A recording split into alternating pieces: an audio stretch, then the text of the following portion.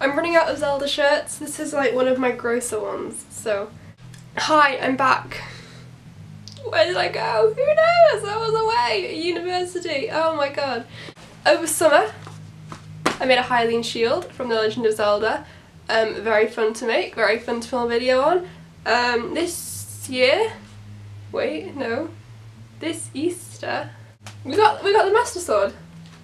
It's here, it's in my hand. It's in my house. I made it. And you know what that means. I'm going to show you today how I made this Master Sword. I'm not entirely happy with it. I like kind of from here downwards. Not particularly on the blade. Definitely need to practice on that. Here's how I made it. Yes, boys! First step is to draw out the full scale plan for the sword on paper. I used reference pictures to work out kind of how big it would be, and it's very long. It's a very long sword. It's very big. I don't know where I'm going to keep it. Based on my references, the whole sword kind of measured from the ground to about my mid-chest, and the blade came from the ground to my hip, and so I kind of used that to mark out on paper how long everything would be and make a full-scale pattern. I then used a paper reference to mark a piece of bamboo cane about the length of your sword. I actually cut it a little bit shorter. I cut it from about where the sword begins to bevel, so kind of right here, right there, to the top of the handle. Bamboo cane is very strong, you will need a saw to cut it. So the next thing you do is you need to cut, on your paper pattern, cut the blade section away from the handle section on a bit of an angle. That sounds really confusing, but basically you need to cut off the wings and then square off the bottom. That's basically the blade pattern. So then use that to trace it onto EVA foam and cut out the blade. If you buy EVA like me in the little like exercise mats, you probably won't have enough space to cut it all out in one. But that's fine, you can just mark it, cut it out in two halves and then put them together. Just use hot glue, and I used a little bit of wall filler just to like fill in the gaps. Yeah, and if you do use filler, just remember to sandpaper it down afterwards. Sandpaper it. Cut the wings off the pattern for your sword. These are the wings. When I refer to the wings, this is what I'm talking about. And then I cut two pieces of thin card, like cereal box card, out, and then cut them a little bit smaller than the full pattern. Oh, I do remember why I did this. Never mind. I thought it was pointless. It wasn't though, don't worry. Don't be worrying. It's alright. You want to cut the wings pattern into three sections. This little bit, this bit, and this tiny triangle. So you want to cut kind of down here and down here. And then you want to cut out 4 pieces of EVA for each piece. So you'll have 4 of each section. And remember that 2 of them need to be reversed to the other one, so you'll need to flip 2 of them over to cut them. A reference mark on where you want these bevel bits to be. I kind of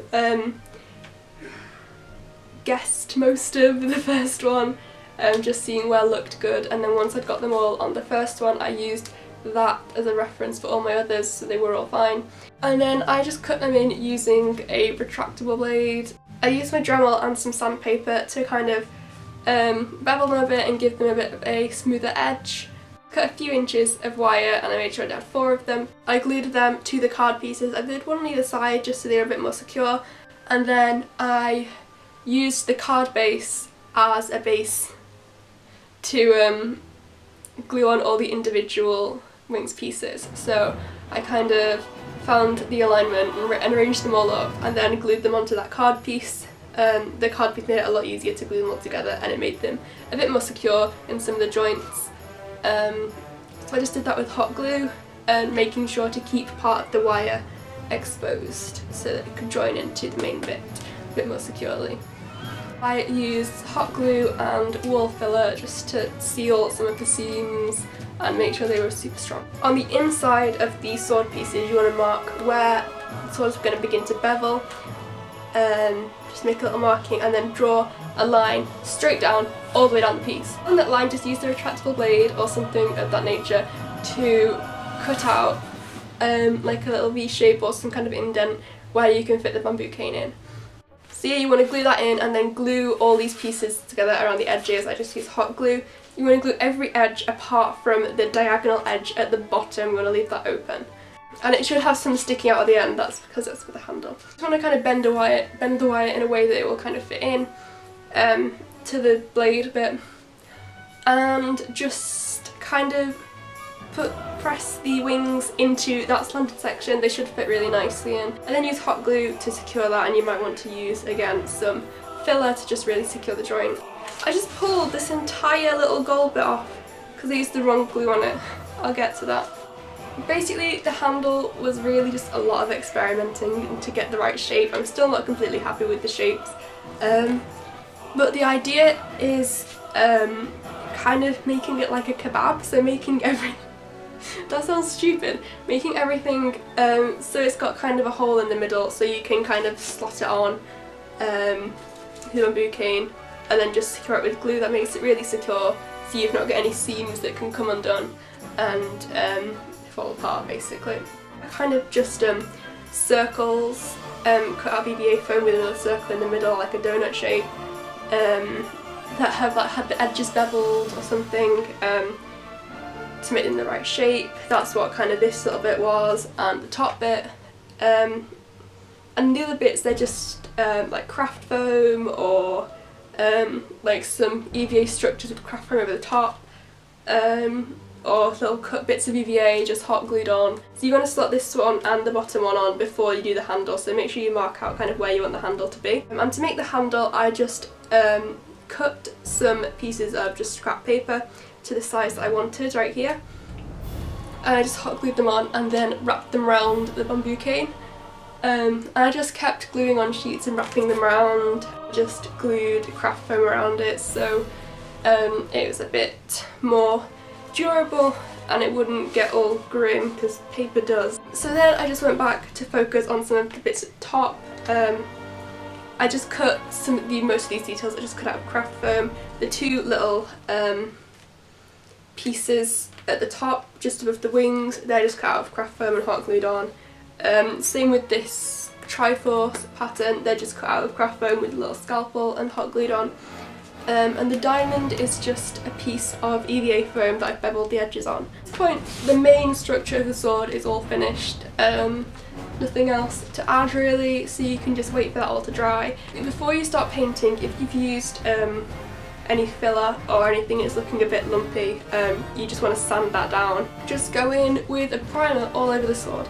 I use gesso to prime everything, so I used about 2 coats of gesso just over the whole thing and just let that dry completely. If you're painting it lighter colours as well, you're going to want to do a few more layers, but since most of these colours are pretty dark, it's alright to not. Once the primer is dry, you can start painting.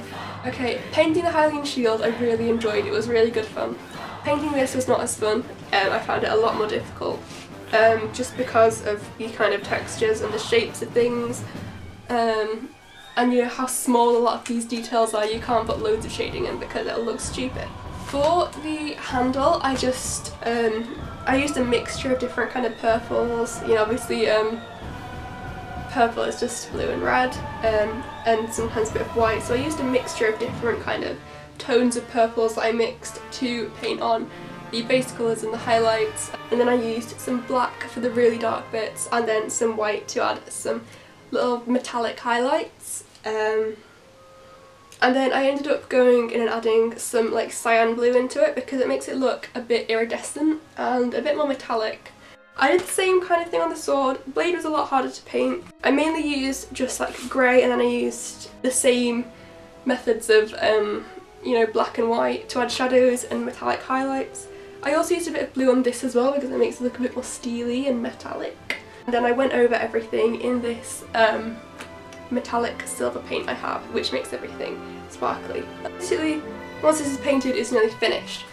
The final thing, I did try painting the diamond like a goldy colour, but it really wasn't working and I wasn't very happy with it. So I ended up covering it in some gold foil from like sweet wrappers that I had from Christmas. I just got it as neat as I could, cut out the shape and then joined it using PVA glue. I actually ended up changing this method. As you can see, the gold foil started falling off and I just used PVA, so I switched to all-purpose glue to rejoin everything. So I don't recommend PVA. But I do recommend PVA for just going over the wings and the handle and things, because it makes it a bit more shiny and more metal looking. I used that same gold foil for the little gold details on this bit as well. I really like how they look because they're nice and shiny. And finally the last bit is the fabric on the handle. I used some strips of calico because that's what I thought they looked like from the reference pictures. My calico is just normal colour, like beige, so I dyed it using ink because I much prefer using ink to using paint, because I just think paint it cracks, it looks chalky, it's not a good fun. I think ink gives it a much more realistic dye. Green ink and water, I just like dipped it all in there, let it soak. Really liked making these things. I do definitely want to make some more. I feel like I should kind of branch out from Zelda a bit now because I've done 2 kind of big Zelda props. Recommendations are cool. Subscribe if you like. Bit shameless. You can follow me on different social media and I'll link them in the description. I do definitely hope to be making more things on this channel in the future. I've just been very busy because I've been at university. And my room is like this big when I'm at uni, so I don't really have space to make much. Anyway, thank you for watching. Make your own funny pics. Alright. Thank you for watching. Thanks. Bye.